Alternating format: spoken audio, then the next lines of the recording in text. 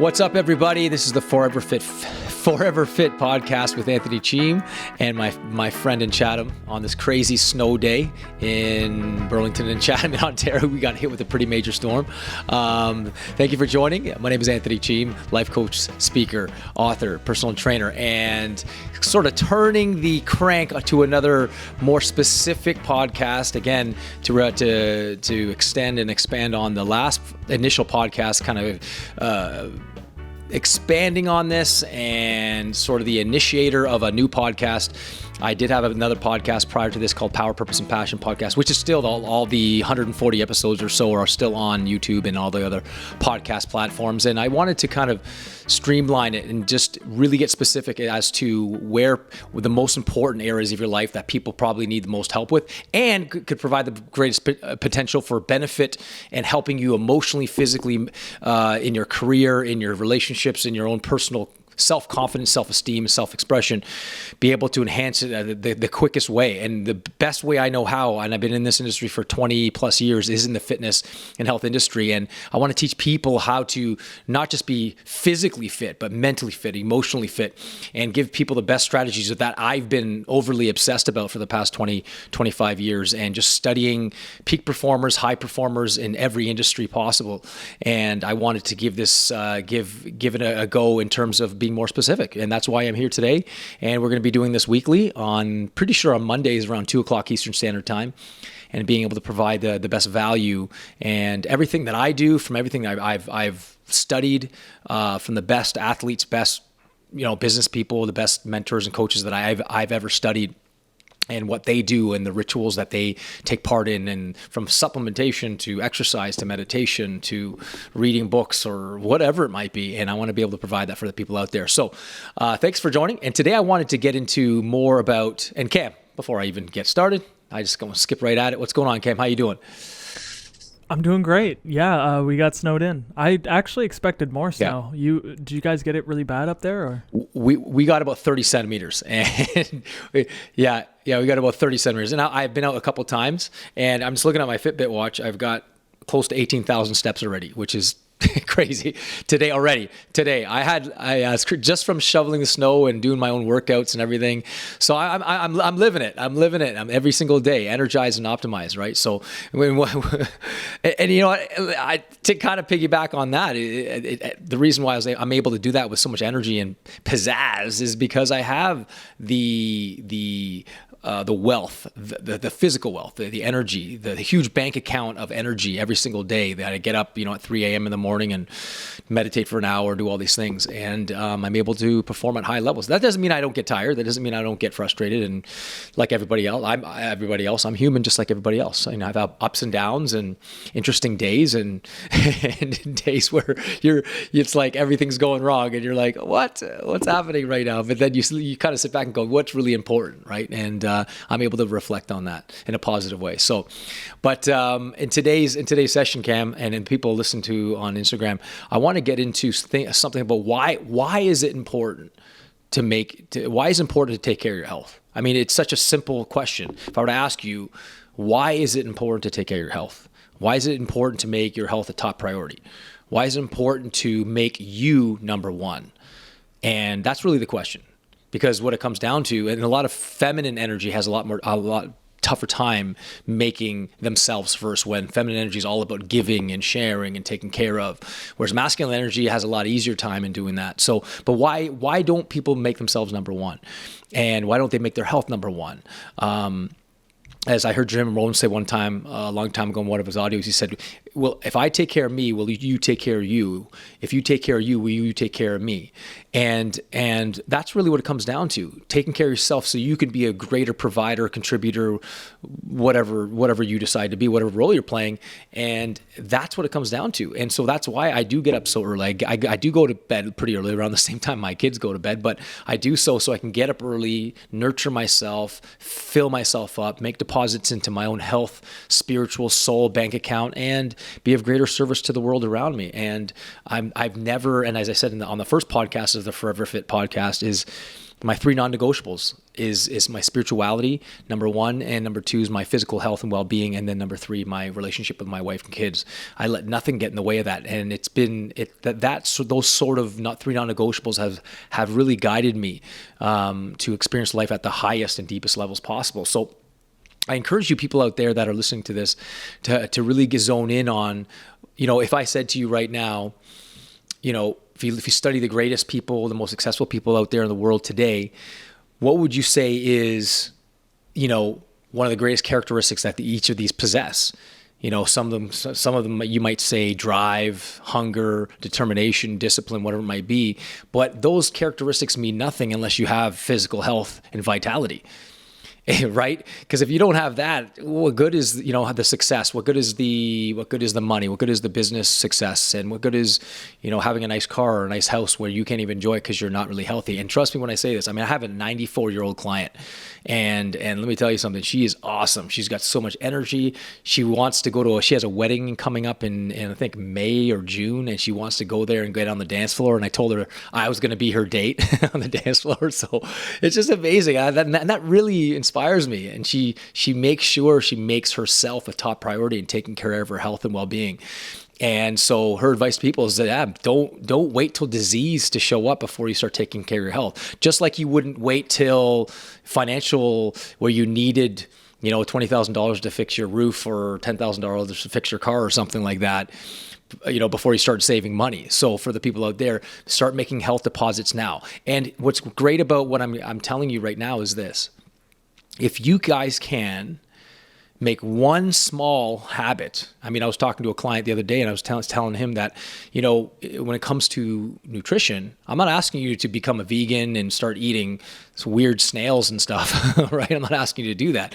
But if you can, if for example, you're used to going to this fast food drive-through and you're used to ordering a burger, French fries, and a Coke, what I'm asking you to do, a great method would be for you to, instead of ordering the burger, fries, and Coke, substitute your French fries with a salad.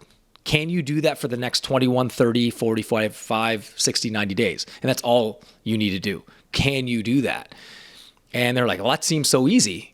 And I said, what if you did that for the next 100 days? Then slowly start to make small incremental changes, small atomic habits, small disciplines in the right direction. And slowly you'll start to do that. I'm not asking you to change the whole entire meal. I'm asking you to change one fundamental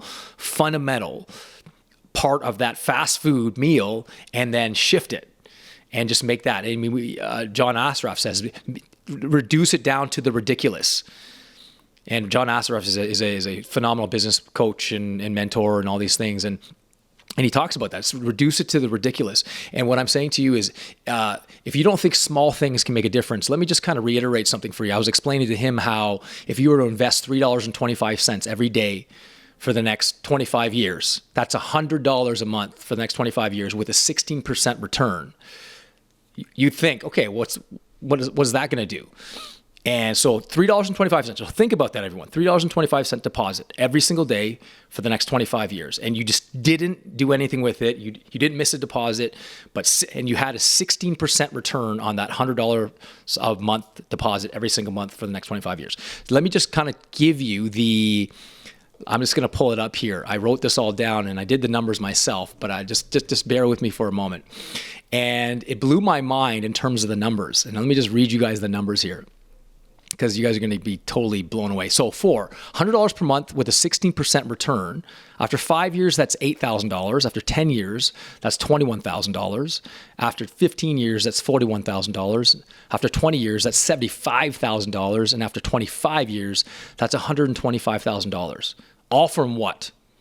$3.25 with a 16% return, average 16% return over 25 years. That's $125,000 after 25 years. That's a lot of money. And you think, wow, that's like substituting, instead of paying for your small burger at Wendy's or McDonald's or a medium French fry at McDonald's, you reallocate it towards this savings account that's going to give you 16% return. Now, without getting into the ideas of investing, who can get 16% return for this particular argument, I'm just making this argument and how the power of small incremental changes can really change your life. Now, what's interesting is this: if you were to double that investment from $3.25 to $6.50, you think it's just double. Now, what can $6.50 get you at a McDonald's or Wendy's or Burger King? It maybe get you a Whopper, right? So what you do is you reallocate that money that you're going to buy at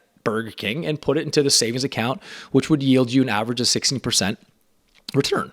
So you think, for the most part, logically, your brain would go, well, it would be just double the amount that you'd get back from the $3.25. So after 5 years of making a $3.25 per day, $100 per month, after 5 years, it was $8K. $6.50 after 5 years, that's $200 a month. After 5 years, that's $19K. 10 years after making $100 per month, that's $21K. 10 years after making $200 per month is $60,000. Now, just hold on a second here, guys. Just by doubling your investment, small investment, you go from $21,000 making a $100 deposit per month with a 16% return to $60,000 after 10 years by making a double amount, just $6.50 or $200 a month. Now, after 15 years, 15 years making a $3.25, $100 per month, 16% return, that's $41K. After 15 years of making $200 per month with a 16% return, $150,000. Crazy. After 20 years of making a $100 deposit, 16% return, $75K. After 20 years of making a $200 deposit, it's $350,000. That is unbelievable. But here's the astronomical. This is where it gets absolutely crazy. After 25 years of making a $100 deposit, $3.25, 16% return, we said it was $125,000 approximately. After 25 years of making $6.50, a $200 per month deposit with a 16% return, you'd have just under $1 million. Okay, Cam, I don't know about you, man. That is absolutely astonishing. So now that's relating to financial deposits. I'm asking you to make a $3.25 health deposit. Go for a 10-minute walk rather than commit to making an hour walk. Go for a 10-minute walk every single day. That's it. That's what I'm asking you to do. Or switch your French fry, buying your French fry and get a salad instead. Instead of, pressing your snooze alarm 4 times, press it once, get up and, do some push-ups or sit-ups or whatever it is, do some planks, whatever it might be. Commit to small, reduce it to the ridiculous, commit to at least 30 days. The latest research suggests that, the whole 21-day habit thing is garbage. They say anywhere from 66 to 365 days to master a habit. I'm saying 100 to 150 days. You can do that.